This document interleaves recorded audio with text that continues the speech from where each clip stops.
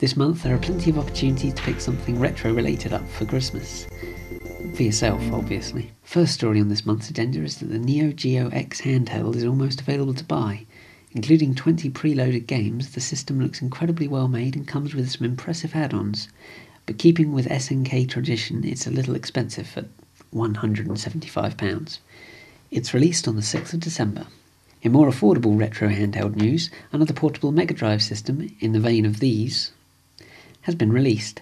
This one is notable for including Mega Man: The Wily Wars, which in its European incarnation is one of the more expensive games for the system.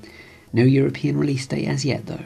Next is that 5 titles are being released for the ColecoVision and Coleco Adam in the coming weeks.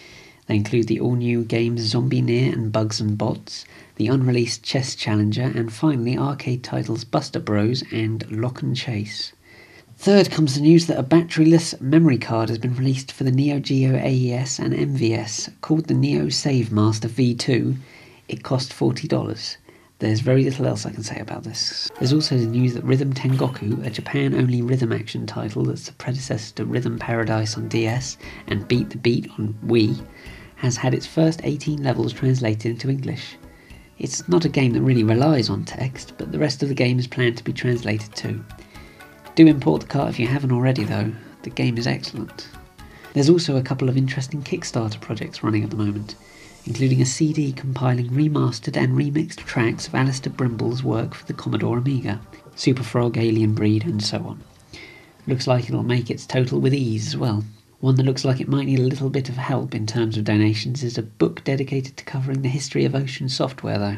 November also saw the strange news that all 3 SNES Donkey Kong Country titles have been taken off the Wii's Virtual Console. Is a repackaged version of the trilogy on the cards? This does coincide with the fact that the first level of the fan-made Donkey Kong Country 4 has been released online though. Now we're on to the new section of the Retro Game Review, the Quickfire section, where I'll list all the rest of the titles that were re-released or remade in November. A Jet Set Radio re-release for PS Vita, iOS and Android. The Toe Jam & Earl collection containing both the original and sequel Panic on Funkatron on PSN and XBLA. A lamentable reimagining of Spy Hunter on the PS Vita and 3DS. A 3D remake of Jordan Mechner's Karateka on PSN and XBLA. A remake of top-down Dreamcast arcade shooter Expendable titled Expendable Rearmed on Android. Neo Geo titles Shock Troopers and The King of Fighters 96 on Wii's Virtual Console.